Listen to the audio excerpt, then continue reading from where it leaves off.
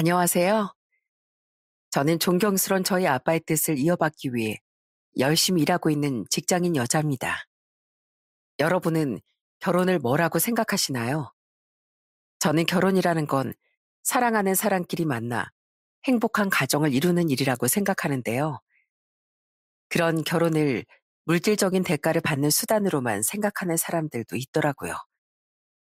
제가 직접 그런 사람들을 만나봤던 터라 그때 있었던 일에 대해 이야기해보고 싶어서 사연을 쓰게 되었어요.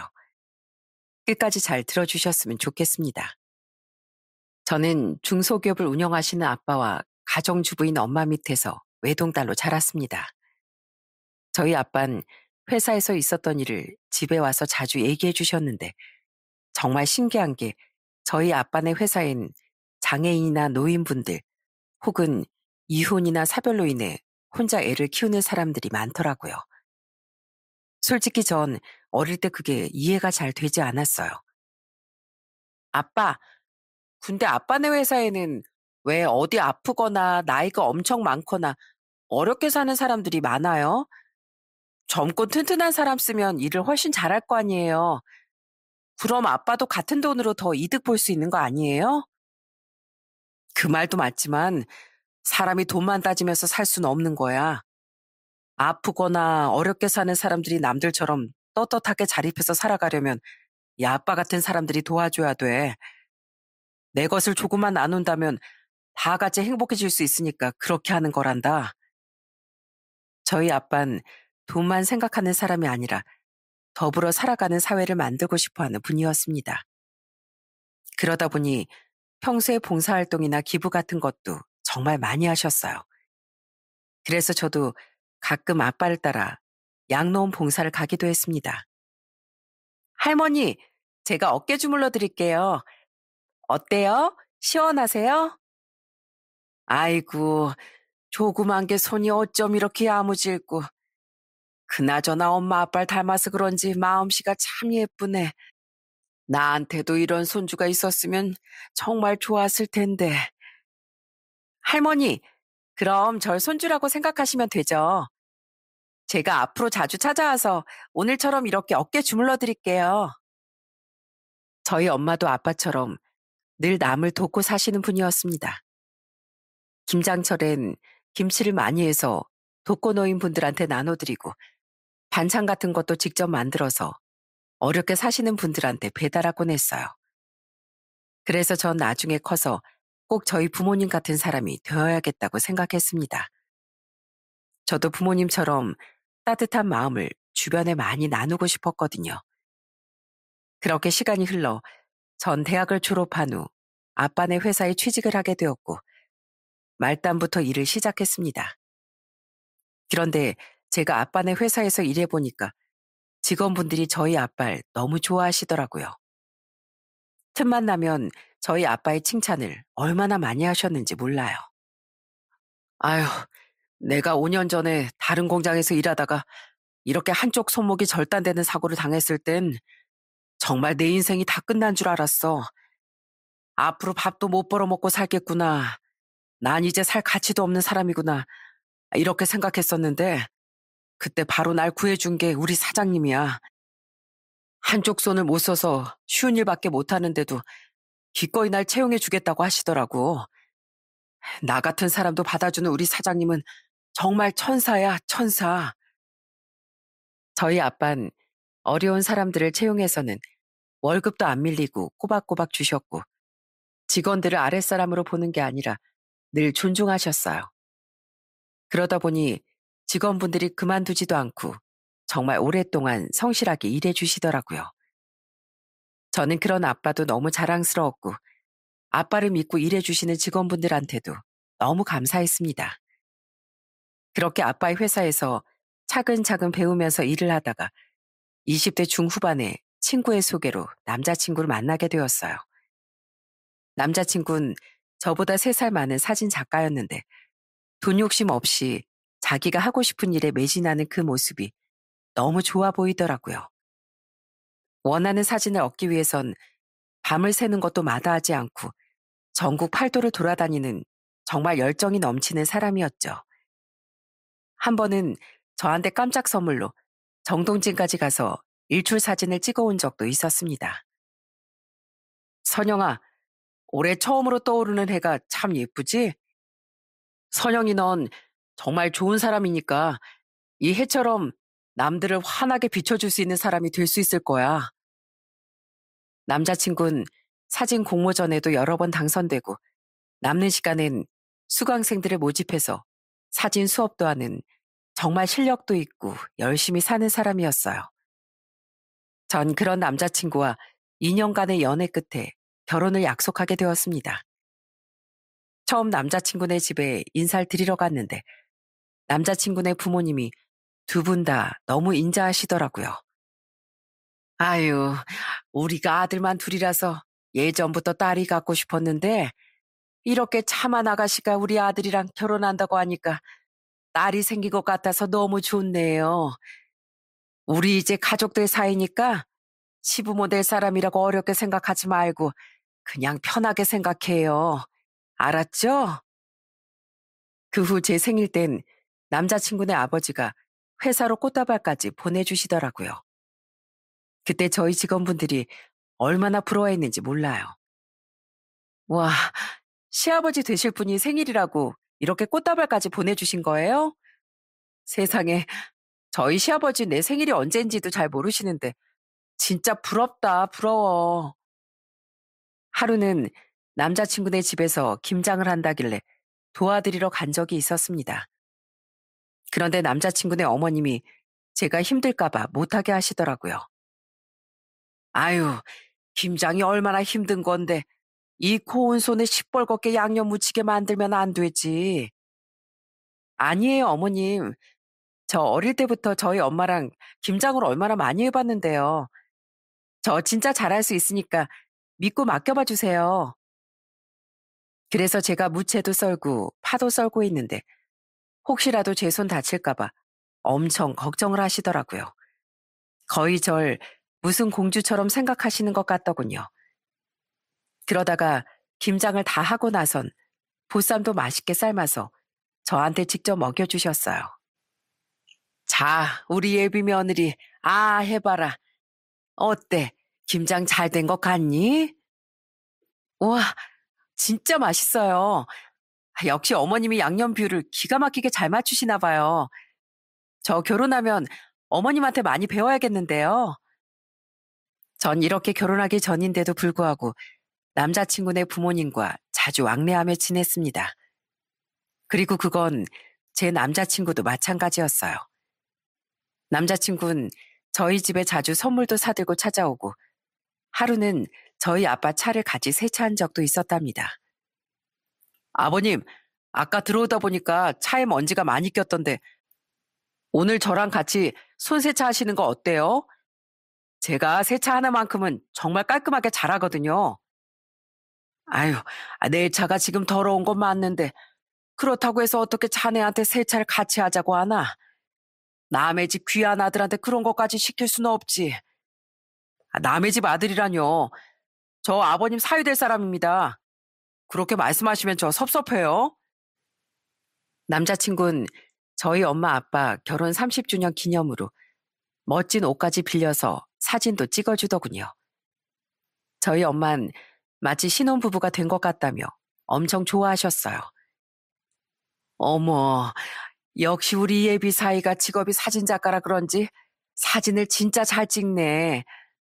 여보, 나 이렇게 보니까 당신이랑 결혼할 때 당시처럼 예쁘지 않어? 사진 하나 찍었을 뿐인데 30년 전으로 돌아간 것 같아서 기분이 너무 설레고 좋네. 그렇게 전 행복한 분위기 속에서 결혼 준비를 하게 됐습니다. 결혼 전부터 이렇게 행복하면 결혼하고 나선 얼마나 더 행복한 나날들이 이어질지 너무 기대가 되더라고요. 그래서 하루는 남자친구와 같이 미리 전화해둔 예식장에 상담을 받으러 가는데 운전을 하고 있던 남자친구가 갑자기 인상을 쓰고 배를 부여잡는 거예요. 오빠, 배가 또 아파? 며칠 전에도 배 아프다고 했잖아. 혹시 어디 탈난 거 아니야? 그런가? 딱히 이상한 거 먹은 건 없는데 왜 이러지? 아무래도 요즘에 결혼 준비하느라 신경을 써서 그런가 봐. 남자친구는 별거 아니라는 듯이 그렇게 얘기했지만 전 괜히 걱정이 되더라고요. 사실 남자친구가 최근 들어 살도 눈에 띄게 빠지고 있었거든요. 그래서 혹시 모르니까 병원에 가보라고 했습니다.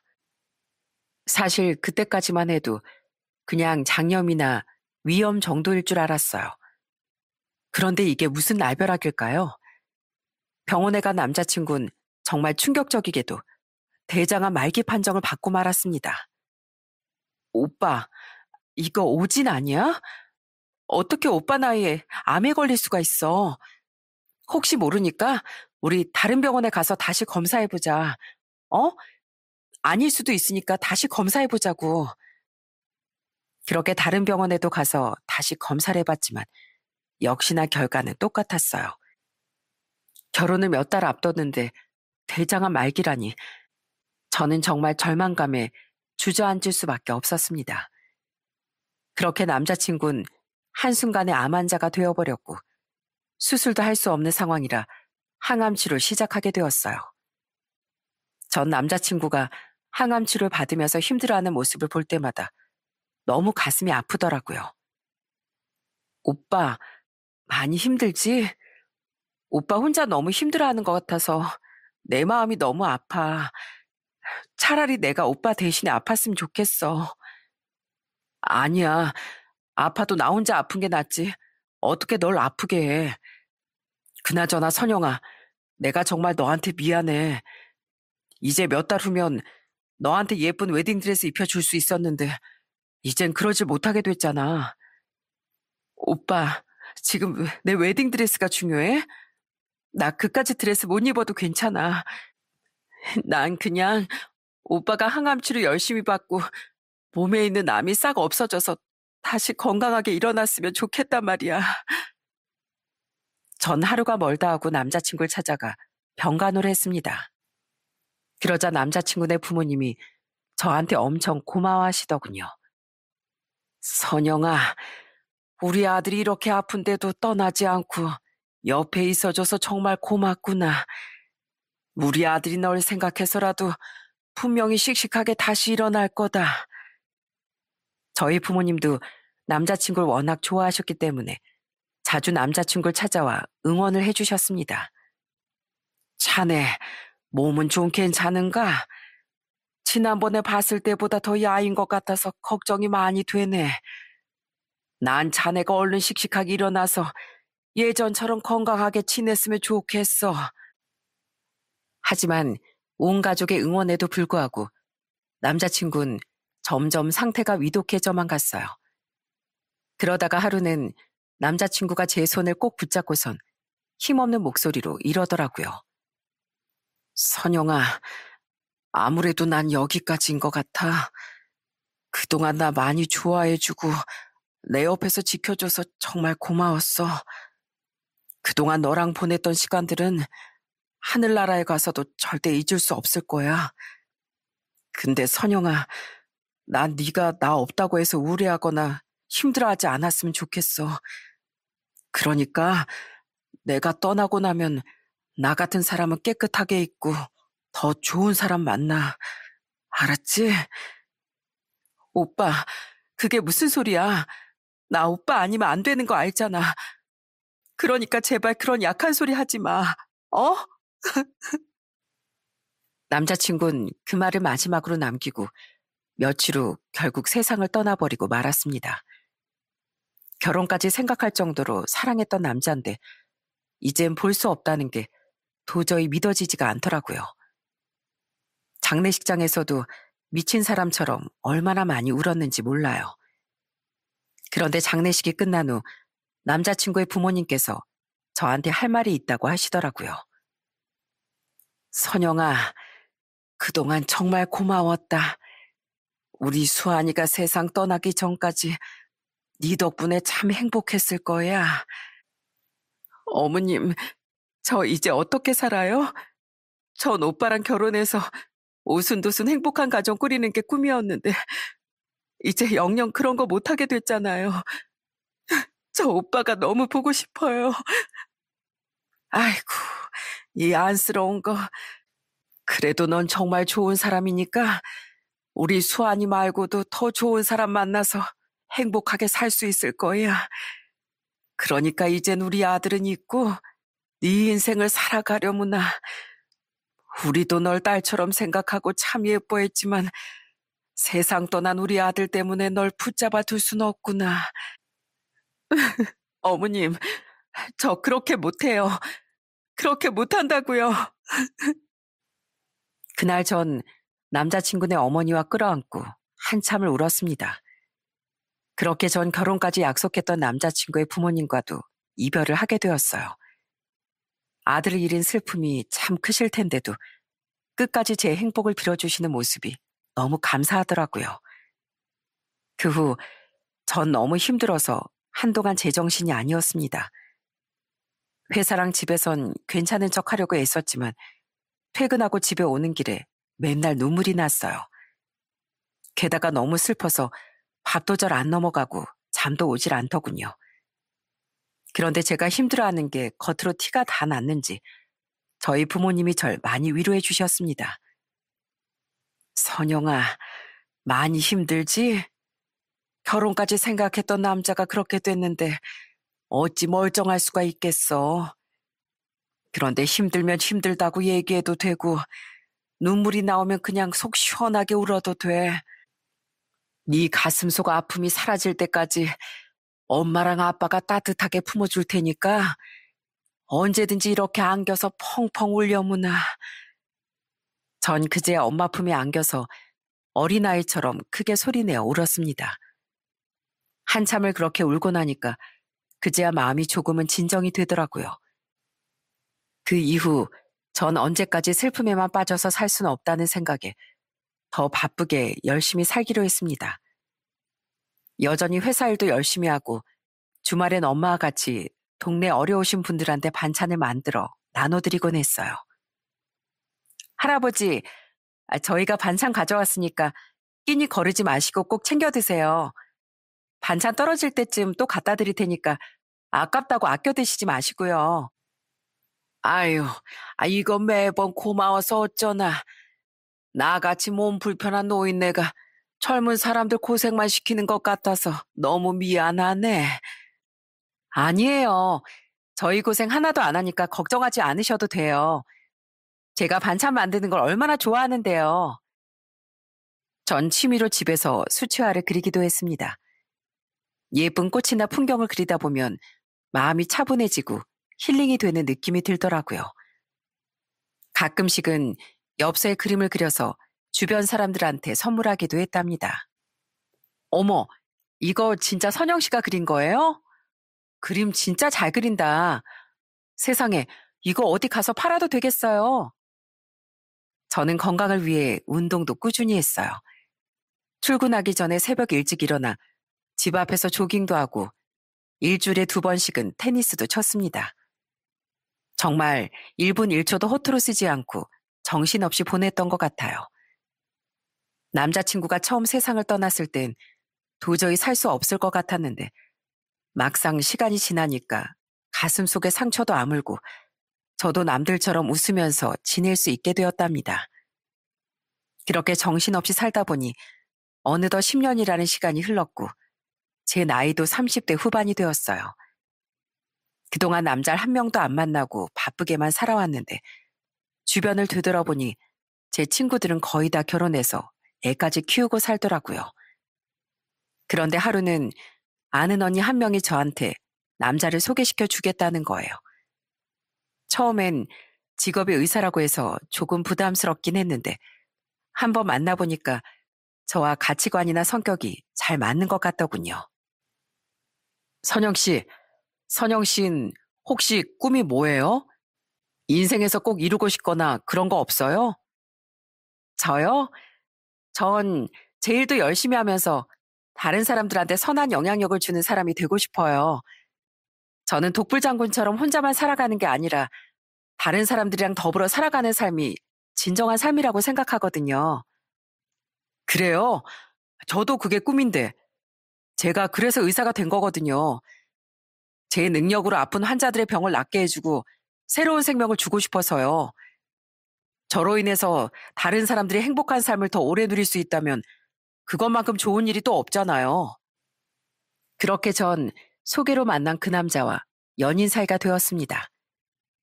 전 남자친구가 세상을 떠난 후 10년 만에 새로운 사랑을 만나게 된 거죠. 남자친구는 저한테 무척이나 잘해주더라고요. 한 번은 같이 길을 걷다가 제가 발을 헛디뎌서 발목을 삐끗했는데 갑자기 저보고 업히라고 하는 겁니다. 선영아, 얼른 나한테 업혀. 요 앞에 정형외과 있으니까 거기 가서 얼른 치료받자. 뭐? 창피하게 어떻게 업혀서 가. 내가 무슨 어린애도 아니고. 그럼 그렇게 굽이는 힐을 신고 걸어가겠다는 거야? 안 그래도 삐끗했는데 무리해서 걷다가 더 안 좋아질 수도 있어. 그러니까 얼른 나한테 업혀. 내가 병원까지 얼른 데려다 줄게. 남자친구는 제가 조금만 다치거나 아파도 엄청 신경을 써주는 사람이었어요. 게다가 저의 사소한 것까지 관심을 가지고 챙기더라고요. 하루는 남자친구가 절 화방에 데려가서는 좋은 물감이랑 붓을 사주는 거예요. 오빠, 수채화 물감 중에서 이게 제일 좋은 건 줄 어떻게 알았어? 붓도 종류가 엄청 많은데 어떻게 알고 고른 거야? 그거야 내가 너 사주고 싶어서 미리 다 공부해 온 거지. 내가 그림의 글자도 모르지만 너한테만큼은 좋은 선물을 해주고 싶어서 인터넷으로도 찾아보고 유튜브도 엄청 많이 봤거든. 전 그렇게 세심하게 절 배려해주는 남자친구를 보며 이런 사람이라면 결혼을 해도 되겠구나 하고 생각했습니다. 그래서 만난 지 1년 만에 결혼을 약속하고 예비 시댁에 인사를 드리러 갔어요. 예비 시댁은 형편이 좀 안 좋다고 듣긴 했는데 가보니까 집도 오래된 빌라에다가 평수도 작더라고요. 하지만 저는 그런 건 신경 쓰지 않았습니다. 그렇게 예비 시댁에 가서 예비 시부모님과 같이 식사도 하고 대화도 나누는데 예비 시모가 저한테 이것저것 질문을 많이 하시더라고요. 그나저나 아버지가 사업을 하신다고? 그럼 직원은 몇 명이나 있나? 연 매출도 꽤 괜찮게 나오나? 직원은 그래도 꽤 있는 편이고요. 연 매출까진 제가 정확히 말씀드릴 수가 없네요. 그냥 직원분들 월급 밀리지 않게 드릴 만큼은 돼요. 그런데 예비 시모는 저한테 월급은 얼마 받는지, 보너스는 있는지 꼬치꼬치 캐묻더라고요. 저는 곤란한 질문은 빼고 제가 대답할 수 있는 것만 대답했습니다. 남자친구한텐 여동생이 3명이 있었는데 2명은 결혼하고 막내 여동생만 결혼을 안 한 상태였어요. 그런데 그날 같이 있던 예비 막내 시누이도 저한테 이것저것 물어보더라고요. 언니, 우리 오빠 어디가 좋아요? 직업이 의사라서 좋은 거예요? 하긴 나 같아도 의사 만나면 무조건 꽉 붙잡겠다. 언니는 우리 오빠랑 결혼하면 완전 호강하겠네요. 첫인사에서부터 가족들이 자꾸만 돈 얘기만 많이 하길래 나중에 남자친구와 둘이 있을 때 제가 좀 서운한 티를 냈어요. 오빠, 근데 오빠네 가족들은 왜 자꾸 우리 아빠 사업이랑 내 월급 같은 걸 그렇게 궁금해 하시는 거야? 나 솔직히 다들 하도 집요하게 물어보시길래 얼마나 부담스러웠는지 몰라. 아, 사실 우리 아버지가 예전에 사업하다가 나 고등학교 때 망하셨거든. 그래서 그 이후로 계속 어렵게 살았는데 그것 때문인지 몰라도 우리 가족들이 조금 돈에 집착하는 경향이 있어. 그런데 우리 아버지와는 달리 예비 장인어른께선 사업을 오래 잘 운영하고 계시니까 그냥 그게 부럽기도 하고 궁금한 점도 많아서 그러시는 걸 거야. 그러니까 너무 부담 가질 필요 없어. 그때까지만 해도 저는 그냥 그렇구나 하고 넘어갔어요. 그 후 남자친구가 저희 집에도 인사를 하러 왔는데 저희 부모님이 엄청 마음에 들어 하시더라고요. 남자친구가 저희 부모님한테 엄청 싹싹하게 굴었거든요. 어머님, 아버님 건강은 제가 평생 책임지겠습니다. 앞으로는 제가 어머님, 아버님의 주치의라고 생각하십시오. 남자친구는 저와 저희 부모님이 봉사활동을 갈 때도 따라다니더라고요. 평소에 환자를 많이 상대해봐서 그런지 양로원에서 할머니, 할아버지들한테도 말을 참 부드럽게 하더군요. 할머니, 어디 편찮으신 데는 없으세요? 제가 이래봬도 직업이 의사거든요. 어디가 어떻게 안 좋으신지 말씀해 주시면 제가 금방 나으실 수 있게 도와드릴게요. 아유, 의사 양반이 참 친절하네. 그럼 나 요즘에 소화가 좀 안 되고 속이 좀 더부룩한데 좀 봐줄 수 있어? 최근 들어 입맛도 없어서 밥도 잘 안 들어가거든. 그 후 상견례도 진행하게 되었는데 상견례 자리에서 신혼집 얘기가 나오게 되었습니다. 예비 시부가 곤란해하는 표정으로 저희 부모님한테 이러시더라고요. 사실 저희가 형편이 그리 좋은 편이 아니어서 아들 결혼하는데 신혼집 하나 못 해줄 것 같습니다. 제가 예전에 사업이 망하고 나서 오랫동안 대출금을 갚느라 모아놓은 돈이 없거든요. 그러자 저희 아빠가 선뜻 이렇게 말씀하시더군요. 괜찮습니다. 애들 신혼집은 제가 해줄 테니까 걱정하지 마십시오. 요즘 세상에 어느 때인데 꼭 신혼집을 남자가 해오란 법은 없지 않습니까? 아이고, 정말 그래도 될까요? 저희가 능력이 없어서 걱정이었는데 사돈께서 그리 말씀해 주시니 정말 감사하네요. 사실 저희 아빠가 오랫동안 회사를 운영하면서 쌓아놓은 재산이 꽤 있으셨거든요. 그런데 저희 아빠가 신혼집을 해준다고 하니까 예비 시부모님이 엄청 좋아하시더군요. 저도 아빠 덕에 안정적으로 신혼생활을 시작할 수 있다는 생각에 정말 감사했습니다.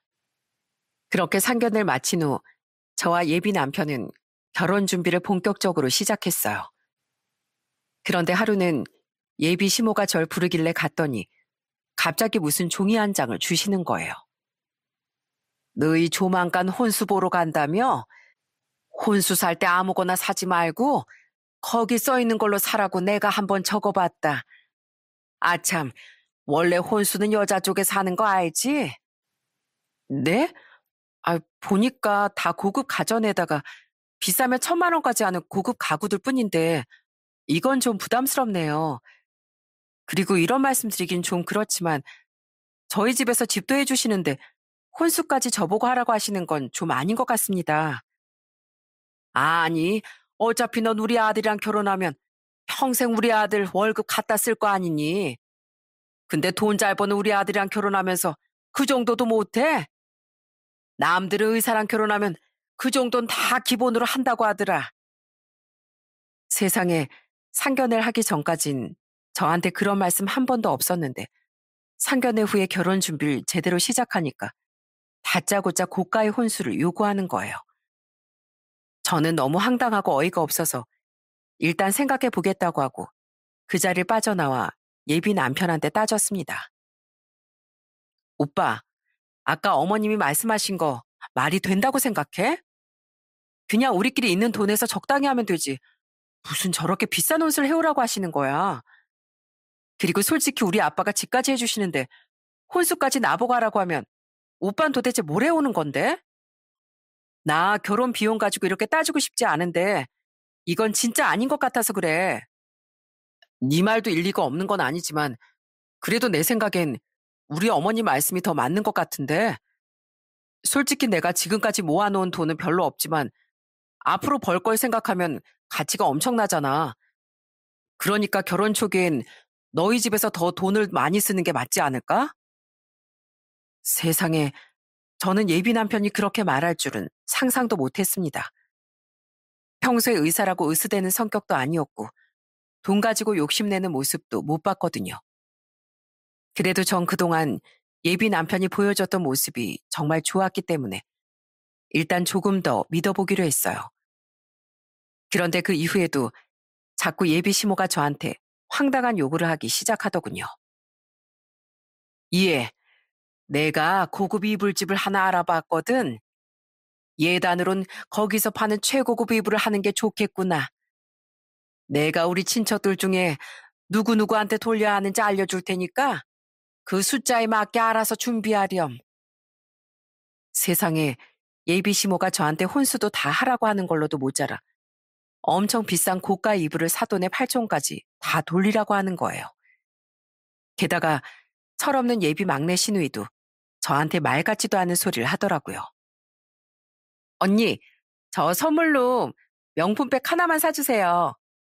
언니 결혼식 때 저도 예쁘게 입고 가서 사진 찍어야 되는데 들고 갈 백이 하나도 없단 말이에요. 언니가 돈만 주시면 제가 알아서 사올게요. 아니면 카드 빌려주셔도 되고요. 아니, 아가씨가 주인공도 아닌데 결혼식 때 그런 비싼 백을 들고 갈 필요가 있어요? 지금 아가씨가 들고 있는 그 가방도 괜찮은데 그냥 그거 들고 와요. 저도 그렇게 비싼 명품백은 안 들고 다닌다고요. 게다가 예비 시모가 자꾸 저한테 예비 막내 시누일 저희 아빠 회사에 취직시켜달라고 하는 겁니다. 하지만 저는 절대로 그러고 싶은 마음이 없었어요. 예비 남편한테 들어보니까 예비 막내 시누인 여태까지 제대로 일해본 경력도 없고 아르바이트도 맨날 한 달도 안 하고 그만뒀다고 들었거든요. 어머님, 죄송한데 그건 안 될 것 같아요. 저희 아빠가 직원을 뽑을 때 제일 중요하게 생각하는 게 성실함이거든요. 일을 잘하고 못하고를 떠나서 자기 일처럼 열심히 하는 게 제일 중요한데 아무래도 아가씨는 그런 면이 좀 부족한 것 같아서요. 뭐? 너 지금 우리 딸 무시하는 거니? 아니, 우리 딸이 여태까진 지 멋대로 살았지만 앞으로는 성실하게 다닐 수도 있는 거잖아. 아휴, 사장 딸이라고 유세 떠는 것도 아니고 진짜 치사해서 못해 먹겠네. 그런데 예비 시모나 예비 막내 신이가 그럴 때마다 예비 남편이 제 편은 안 들고 자꾸 가족 편만 들더라고요. 아휴, 어차피 가족들 사이인데 그냥 우리 어머니가 해달라는 대로 좀 해주면 안 돼? 솔직히 우리 어머니가 그렇게 무리한 욕을 하시는 것도 아니잖아. 그리고 새언니 될 사람이 통 크게 내 동생한테 쓸 수도 있는 거 아니야? 저는 그렇게 말하는 예비 남편을 보고 쎄한 기분이 들더군요. 제가 여태까지 알던 그 사람이 아닌 것 같았어요. 그러다가 하루는 예비 시댁에 갔는데 예비 시부가 저한테 이러시는 거예요. 예, 너 결혼하고 나면 우리 집에 얼마나 자주 올 거니? 우리가 그래도 우리 아들 의사 만드느라 엄청 고생했는데 당연히 네가 며느리 노릇 정도는 잘 하겠지? 난 적어도 너희가 매주 한 번씩은 우리 집에 와서 같이 밥을 먹었으면 좋겠구나. 마음 같아선 우리 모시고 살라고 하고 싶은데 그래도 너 생각해서 많이 봐준 거야. 네? 아버님 죄송하지만 제가 평일엔 회사를 다니고 주말엔 봉사활동도 많이 다녀서 시간이 별로 없거든요. 2주에 한 번도 아니고 매주는 좀 힘들 것 같아요. 뭐? 아니 매일매일 문안 인사로 오라는 것도 아니고 일주일에 한 번 오라는 건데 그것도 못해? 세상에 요즘 젊은 애들은 며느리 노릇 하나도 안 한다더니만 너도 딱 그런 부류인가 보구나. 저는 이런 상황이 반복될수록 점점 이 결혼을 해도 되는 건지 의심이 들기 시작했습니다. 분명히 상견례를 하기 전까지만 해도 아무런 문제가 없어 보였는데 왜 자꾸만 저한테 다들 무리한 욕을 하는 건지 이해를 할 수가 없었어요. 그러다가 하루는 저희 아빠가 절 불러서 이러시는 거예요. 선영아, 내가 너희 신혼집으로 알아본 집이 하나 있는데 평수가 25평이라더라. 그 정도면 너희 둘이 사는데 불편하지 않겠지? 전 솔직히 서울 집값이 한두 푼 아닌 것도 잘 알고 있었고 25평이면 둘이 살기에 충분하다고 생각해서 아빠한테 너무 감사했어요. 그래서 예비 남편한테 가서 그 얘기를 전달했습니다. 그런데 세상에 예비 남편은 제 얘기를 듣자마자 정색을 하더니 저한테 이러는 거예요. 뭐? 25평? 아니 난 당연히 36평에서 40평 정도 생각하고 있었는데 25평이 뭐야?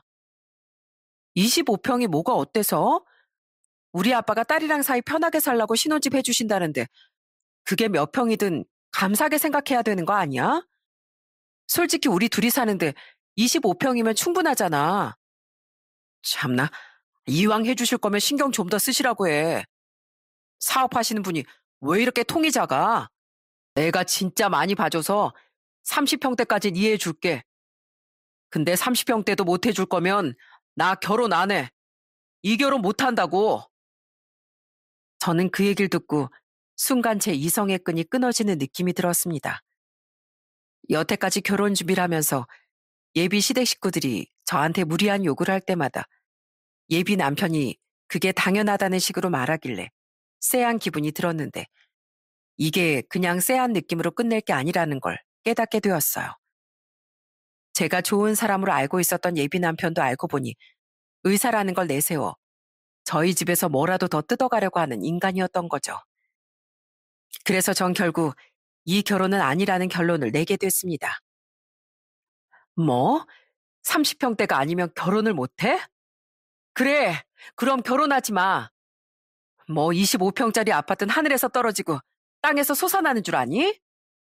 나도 너 같은 놈한테 내 인생 낭비하기 싫으니까 그냥 결혼하지 말자고.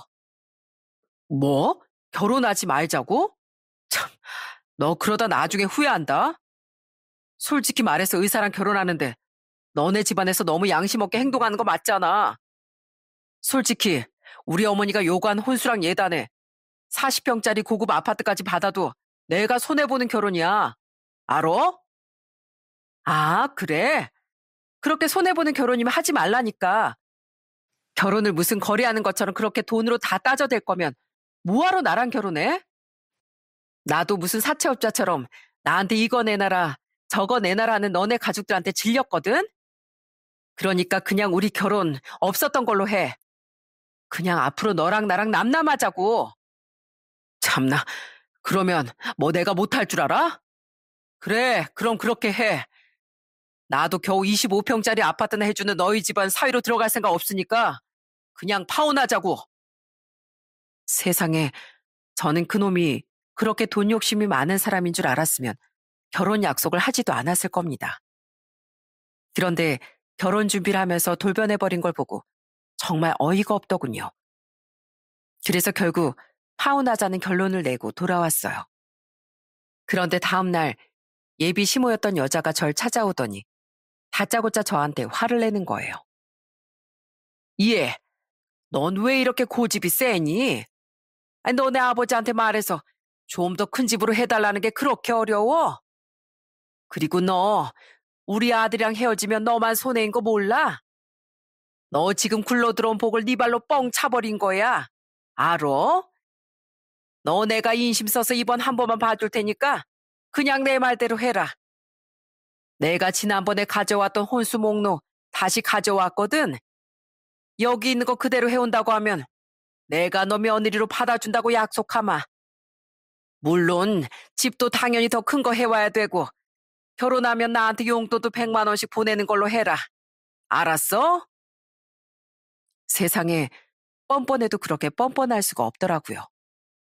자식 가지고 장사한다는 게 바로 이런 말인가 했습니다. 그래서 전 그 아줌마가 저한테 내민 혼수 목록을 받아선 그 자리에서 박박 찢어버렸어요. 이야, 너 지금 버릇없이 뭐 하는 거야? 네가 아주 뭐가 뭔지 아직도 제대로 모르는구나.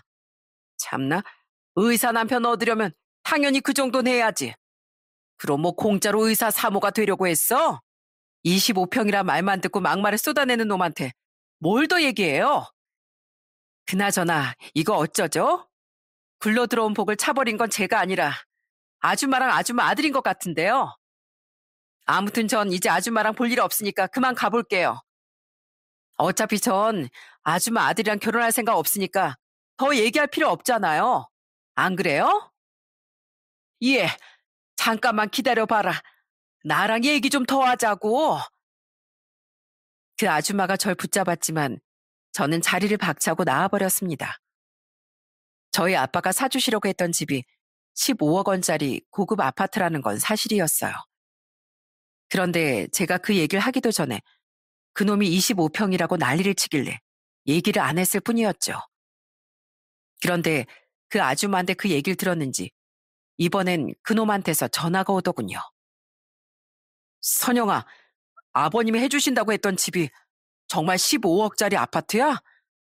내가 그런 줄 알았으면 너한테 그렇게 심한 말 안 했지. 난 아버님이 그냥 어디 변두리에 있는 싸구려 아파트 해주시는 건 줄 알았단 말이야. 선영아, 내가 말실수한 거 정말 미안해. 내가 이렇게 사과할 테니까 그냥 우리 결혼 원래대로 진행하는 걸로 하자. 어? 야, 너 나랑 결혼하면 손해라며?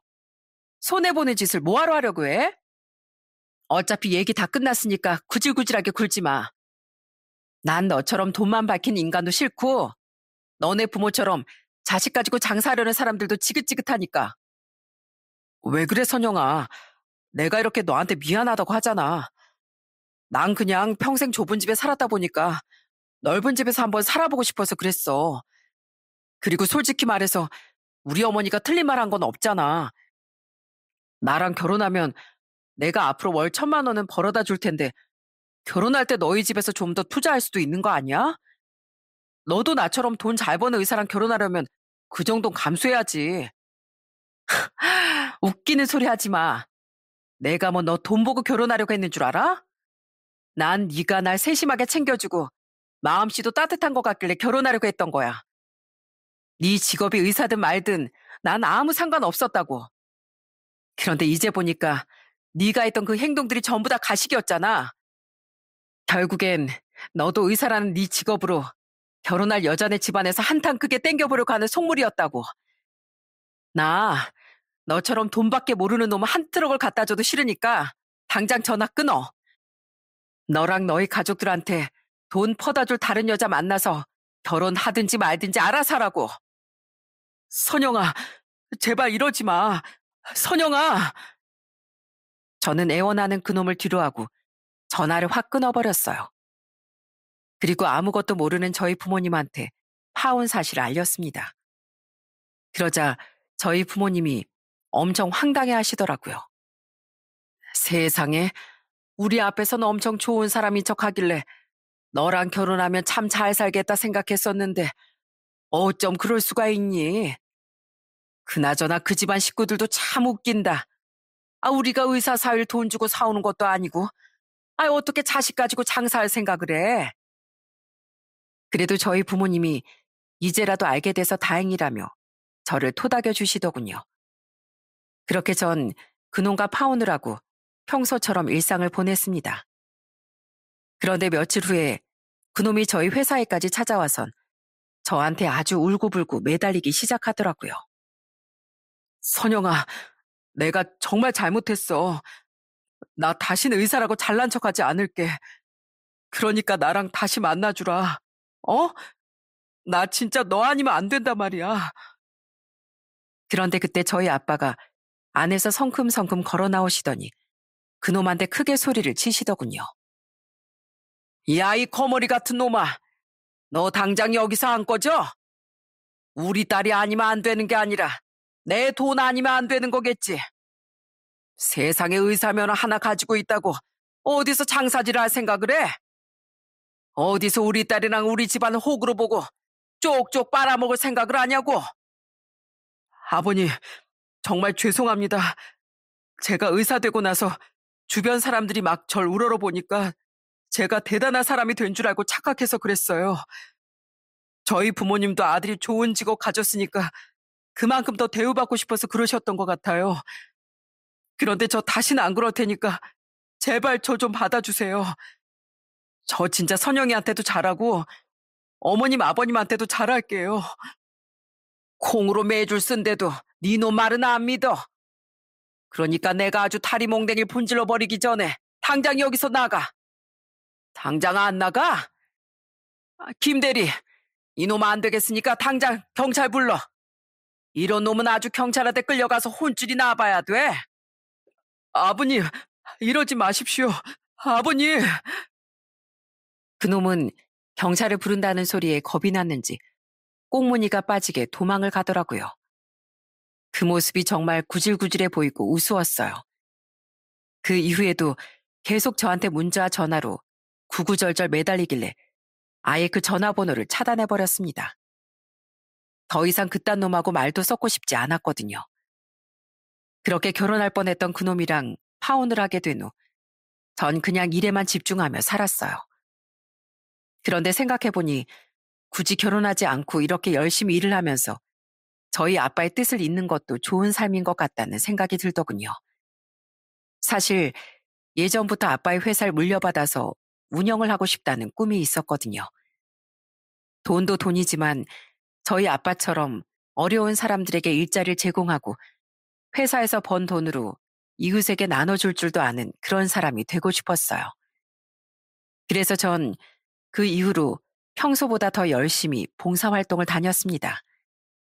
보육원에 가서 애들 먹을 점심 식사를 준비하고 배식을 하는데 그게 너무 뿌듯하더라고요. 얘들아, 이모가 반찬 맛있게 만들었으니까 편식하지 말고 골고루 먹어야 돼. 알았지? 많이 먹고 쑥쑥 크렴. 우와, 오늘 반찬 진짜 맛있겠다. 나 장조림 엄청 좋아하는데. 이모, 맛있는 반찬 해주셔서 고맙습니다. 제 또래 다른 사람들은 결혼하고 애를 키우며 사는 사람들도 많지만 전 이렇게 도움이 필요한 아이들을 제 자식이라고 생각하고 도와주면서 살려고요. 그리고 양로원에 계시는 노인분들이나 장애인 복지관에 계시는 분들도 제 가족이라고 생각하려고요. 생각해보면 주변에 도움이 필요한 사람들이 참 많은 것 같아요. 제가 굳이 가정을 꾸리지 않아도 이렇게 주변에 도움이 필요한 사람들을 도우면서 살면 그것도 또 다른 행복이겠구나 싶더라고요. 얼마 전엔 저희 회사 직원 한 분이 다른 지역으로 이사를 간다고 퇴사를 하셨는데 퇴사하기 전에 저희 아빠한테 고맙다고 인사를 하시더군요. 사장님, 그동안 정말 감사했습니다. 저 남편이랑 사별하고 혼자 애 키우느라 정말 막막했는데 사장님 덕분에 여기까지 올 수 있었어요. 저희 아들 어린이집에 보낼 수 있게 출퇴근 시간도 조정해 주시고 저희 아들 아플 때나 급한 일 있을 때 편의도 많이 봐주셨잖아요. 그때 겨우 2살이었던 저희 아들이 벌써 초등학교 5학년인 거 아세요? 저희 아들은 사장님이 키워주신 거나 마찬가지예요. 저 다른 지역으로 이사 가서도 사장님 은혜 잊지 않고 열심히 살게요. 사장님은 정말 복 받으실 거예요. 눈물까지 글썽이며 저희 아빠한테 몇 번이나 고개 숙여 인사하는 그 직원분을 보고 저도 가슴이 찡해지더라고요. 다른 사람의 어려운 사정을 배려해주고 더불어 살아갈 수 있게 도와주시는 저희 아빠가 너무 자랑스러웠어요. 저도 앞으로 저희 아빠처럼 많은 사람들에게 선한 영향력을 끼칠 수 있는 그런 사람이 돼야겠다고 다시 한번 다짐했습니다. 제가 예전에 들었던 명언 중에 돈은 자동차 여행의 휘발유 같은 것이다 라는 말이 있습니다. 여행 중에 휘발유가 떨어지면 곤란하지만 그렇다고 해서 주유소만 돌아다닐 순 없다는 얘기인데요. 돈은 연료가 될 순 있지만 목적지가 돼서는 안 된다는 뜻입니다. 저도 만약에 돈을 목적지로 삼았다면 그 집안에서 요구하는 조건들을 다 들어줬을 거예요. 그렇게만 했으면 평생 의사 사모 소리 들으면서 부유하게 살 수 있었을 테니까요. 하지만 제 가치관은 그게 아니었기 때문에 그런 놈과 파혼을 하게 된 겁니다. 전 돈보단 사람의 인성과 서로 따뜻하게 나눌 수 있는 마음이 중요하다고 생각하거든요. 제 사연을 듣고 계시는 시청자분들께서도 너무 돈만 바라보고 살지 않으셨으면 좋겠어요. 세상엔 돈보다 더 중요한 가치가 많으니까요. 아마 다들 현명하신 분들이라 이미 알고 계실 거라고 생각합니다. 그럼 전 이만 제 사연을 마치도록 할게요. 끝까지 들어주셔서 정말 감사합니다.